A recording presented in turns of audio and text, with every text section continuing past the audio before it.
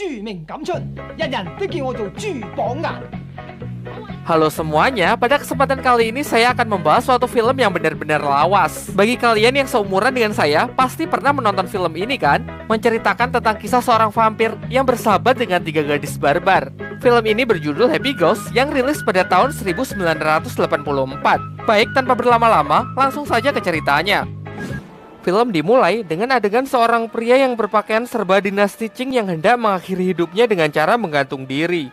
Alhasil, pria tersebut pun tewas. Ratusan tahun telah berlalu dan adegan berganti jauh ke masa depan. Di sebuah pantai terlihat beberapa gadis yang sedang menghabiskan waktu liburannya. Salah seorang dari mereka bernama Juliet yang melihat para remaja pria juga datang ke pantai itu. Bonnie mengatakan bahwa mereka adalah siswa-siswa dari sekolah sebelah yang kesini hanya karena ingin PDKT dengan Juliet. Di malam harinya, saat sedang acara bakar-bakar, salah satu dari pria itu mulai melancarkan aksi tebar pesonanya dengan menyanyikan lagu romantis. Namun tak lama setelah itu, turunlah hujan badai yang melanda tempat mereka. Tenda mereka pun rusak sehingga para gadis memutuskan pergi untuk mencari tempat berlindung. Tibalah mereka di sebuah kuil tua dan tak lama setelah itu para remaja pria juga ikut menyusul mereka. Tetapi sebelum masuk, para pria ini berencana untuk menceritakan kisah hantu kepada para gadis agar mereka ketakutan kemudian memeluk mereka. Tetapi di sini para gadis ternyata tidak takut sedikit pun, malah sebaliknya. Ketika giliran Bonnie yang bercerita, para remaja pria ini malah yang ketakutan. Lalu mereka pun malah kabur setelah melihat penampakan sesosok vampir yang bergelantungan di belakang para gadis-gadis itu. Setelah hujan reda, mereka pun juga memutuskan untuk kembali ke asrama sekolah. Namun karena tas Bonnie talinya hilang, maka tanpa pikir panjang ia pun mengambil tali bunuh diri di kuil itu untuk mengikat tasnya. Keesokan paginya, kembalilah mereka ke asrama sekolah dan mulai beraktivitas seperti semula. Tali bunuh diri itu pun juga Bonnie bawa masuk ke kamarnya dan seiring berjalannya waktu keanehan demi keanehan pun mulai terjadi. Barulah di malam harinya, Bonnie dikejutkan dengan kemunculan hantu vampir yang bunuh diri di awal film sebelumnya. 小生又嚟。 Bonnie yang ketakutan pun berteriak sampai teman-temannya datang menghampirinya. Namun mereka berpikir bahwa Bonnie hanyalah mimpi buruk. Barulah setelah teman-temannya pergi, hantu itu pun kembali menampakkan dirinya. Sampai akhirnya sang hantu pun memperkenalkan dirinya. Ia pun menjelaskan bahwa dirinya adalah orang terpelajar di zaman dinasti Qing yang dulu dipanggil sebagai pejabat Pik. Karena bunuh diri, ia pun menjadi hantu penasaran hingga sekarang. Supaya ia bisa pulang, pejabat Pik meminta kepada Bonnie agar ia bersedia mengembalikan tali gantung dirinya ke tempat asalnya. Bonnie pun menyanggupinya, tetapi karena besok masih ada acara perlombaan olahraga di sekolah, ia pun berjanji akan mengembalikannya lusa usai perlombaan.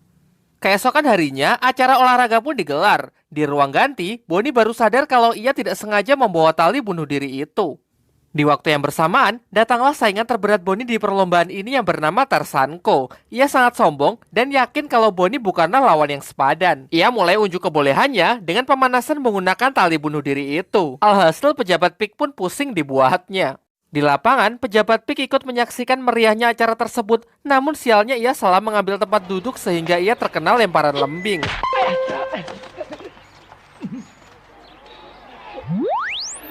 Karena ini semua adalah ulah dari Tarzanko, pejabat Pik pun kesal kemudian membalasnya. Ia mengagalkan seluruh usaha dari Tarzanko dan sebaliknya ia malah membantu Bonnie untuk menyelesaikan seluruh cabang olahraga.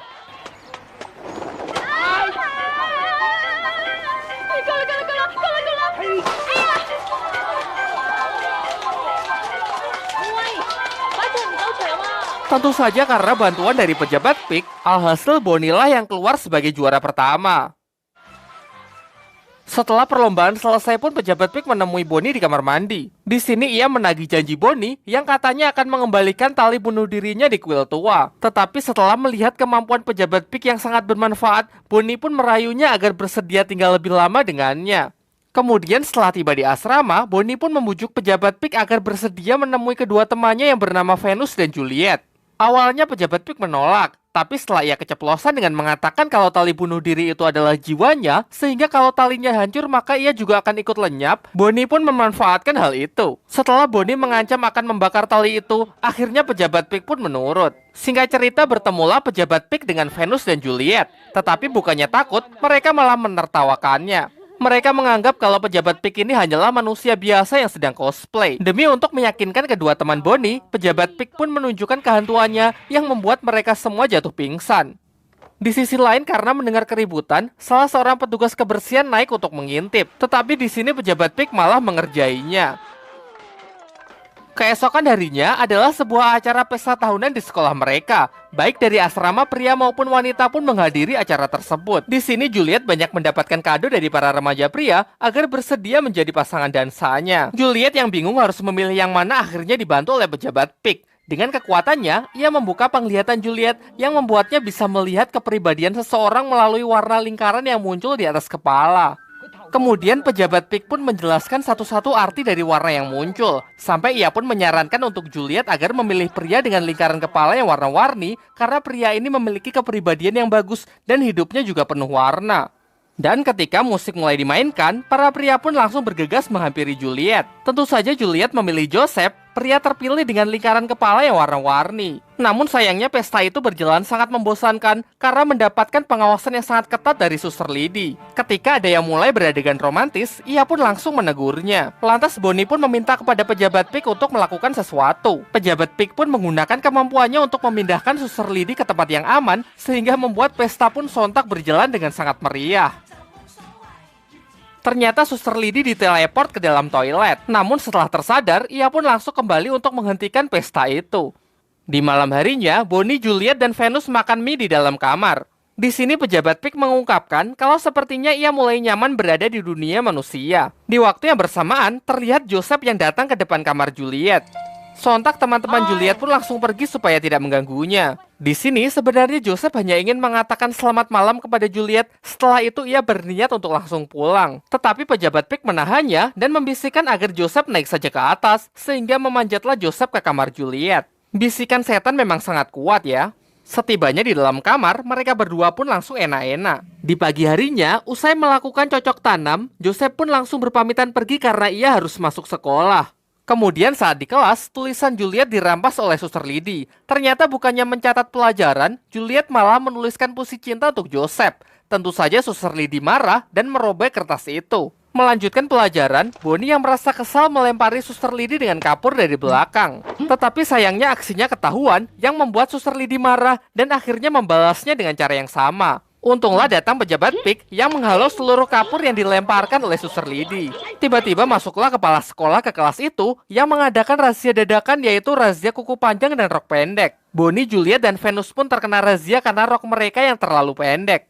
Kemudian pejabat PIK pun mulai melancarkan aksinya yang membuat Suster Lady lari kehilangan muka.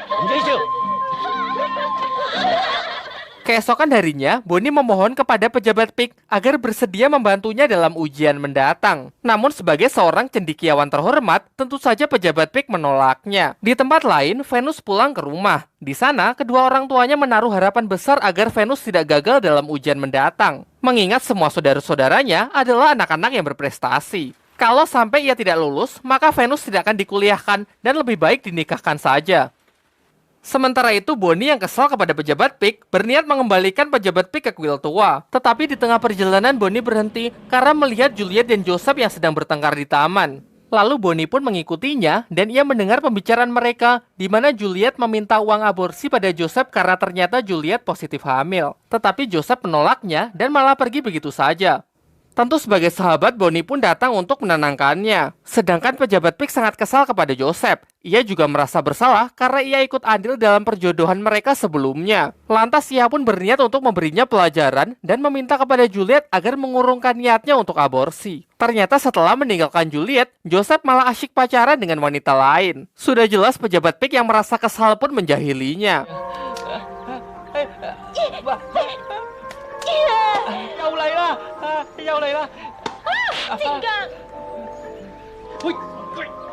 Setelah merasa puas, pejabat PIK pun mulai menampakkan dirinya. Ia meminta kepada Joseph agar menyesali perbuatannya dan berjanji akan bertanggung jawab dengan menikahi Juliet. Malam harinya pejabat PIK pun laporan kepada Bonnie bahwa dia sudah memberikan Joseph pelajaran dan Joseph juga sudah berjanji kalau ia akan bertanggung jawab. Kemudian Bonnie pun memohon lagi kepada pejabat PIK agar ia bersedia membantunya dalam ujian besok. Ia meremehkan kepintaran pejabat PIK yang katanya adalah orang terpelajar. Alhasil pejabat PIK pun terpancing oleh ucapan Bonnie sehingga dia bersedia untuk membantunya dalam ujian untuk membuktikan kemampuannya. Keesokan harinya, dengan penuh percaya diri Bonnie memasuki ruang ujian. Namun setelah melihat soal-soal ujian yang telah dibagikan, pejabat PIK mengaku sama sekali tidak bisa menjawabnya. Kemudian tanpa ambil pusing, ia pun lepas tanggung jawab dan malah kabur meninggalkan Bonnie yang pusing sendirian. Sementara Venus yang sama sekali tidak bisa mengingat apapun, mencoba untuk mencontek buku. Namun pejabat PIK yang melihat hal itu melarangnya, sehingga terjadilah kegaduhan. Sialnya hal itu diketahui oleh pengawas, sehingga Venus pun dikeluarkan dari ruang ujian. Beres ujian, Bonnie pun sangat marah kepada pejabat PIK dan mengatakan kalau ia sama sekali tidak ingin menemuinya lagi. Di waktu yang bersamaan terlihat Venus yang tengah depresi karena yakin pasti akan gagal ujian, melihat kedua orang tuanya yang datang ke sekolah yang membuatnya menjadi semakin tertekan. Juliet pun segera mengabarkan hal ini kepada Bonnie karena takut Venus akan berbuat nekat. Dan benar saja, Venus pun menaiki sebuah atap dan mengatakan kalau dirinya lebih baik mati. Tentu Juliet dan Bonnie pun segera menyusulnya naik ke atap untuk mencegahnya. Di bawah, para petugas kebersihan juga memujuk Venus agar mau mengurungkan niatnya tersebut.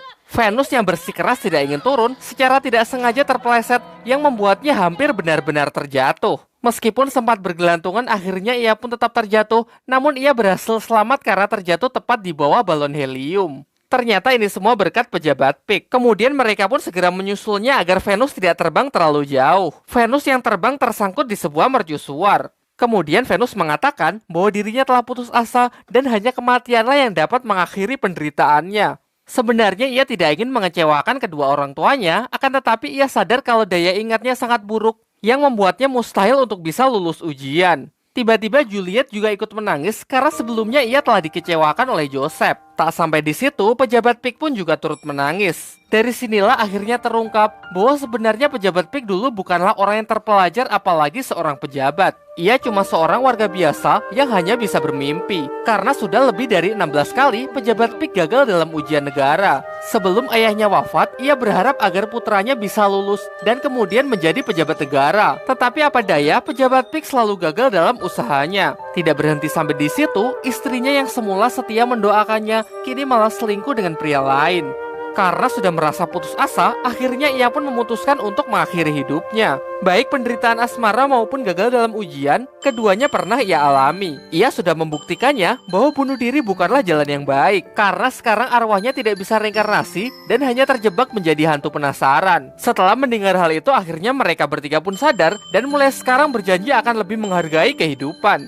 Sementara itu, para petugas kebersihan lapor kepada Suster Lidi dengan mengatakan kalau asrama ini berhantu. Awalnya Suster Lidi tidak mempercayainya, namun setelah diingat-ingat lagi, memang banyak kejadian aneh di asrama ini. Malam harinya, Suster Lidi bersama para petugas lainnya menyusuri asrama putri. Ia masuk ke dalam kamar Bonnie karena menduga kalau Bonnie lah yang memelihara hantu. Ia merebut tas Bonnie dan menduga kuat kalau tali yang berada di dalam tas itu adalah benda mistis. Lantas ia pun berniat untuk membakarnya dengan dalih untuk menyelamatkan mereka. Sedangkan Bonnie, Juliet, dan Venus pun malah dihukum untuk berlari mengelilingi lapangan. Di dalam asrama, para biarawati tengah membacakan doa untuk membakar tali bunuh diri itu, dibarengi dengan suara halilintar yang bergemuruh sebagai pertanda bahwa pejabat PIK kali ini akan benar-benar lenyap. Karena sudah tidak tahan lagi, akhirnya mereka bertiga pun memaksa untuk masuk ke dalam asrama. Tetapi sayangnya mereka sudah terlambat karena tali bunuh diri itu sudah terbakar menjadi abu. Bonnie pun memasukkan sisa abu itu ke dalam botol yang kemudian ia tulisi dengan kata sahabat. Namun selang beberapa waktu, pejabat PIK pun muncul kembali di hadapan mereka. Pejabat PIK pun mengaku kalau sebenarnya ia juga tidak tahu apa yang telah terjadi, karena tadi saat halilintar bergemuruh, ia juga sempat ketakutan. Singkat cerita, pejabat PIK pun juga mengaku kalau sebenarnya ia iri dengan kehidupan manusia. Oleh karena itu, kini ia sangat ingin menjalani reinkarnasi. Dan kabar baiknya, ia juga sudah mengetahui bagaimana caranya agar ia bisa berinkarnasi kembali. Ia meminta bantuan kepada mereka bertiga agar melumuri sebuah bambu dengan abu sisanya itu, kemudian menanamnya di belakang sekolah. Dengan cara ini, nantinya ia bisa dilahirkan kembali. Dan setelah mengucapkan pesan-pesan perpisahan, akhirnya pejabat PIK pun benar-benar menghilang. Waktu pun terus berjalan dan mereka bertiga pun mulai kembali menjalani hari-harinya secara normal. Meskipun gagal dalam ujian tertulis, Bonnie pun tetap berprestasi melalui kejuaraan olahraga dengan kerja kerasnya sendiri. Sementara kedua orang tua Venus kini memaklumi kemampuan putrinya dan memberikannya les privat di mana ia malah bisa bertemu dengan orang yang ia suka. Sementara itu Joseph pun juga bersedia bertanggung jawab untuk menikahi Juliet. Di akhir film kita diperlihatkan Juliet yang telah berhasil melahirkan dan bayinya sangat mirip dengan pejabat PIK. Film pun tamat dan sampai jumpa di video selanjutnya.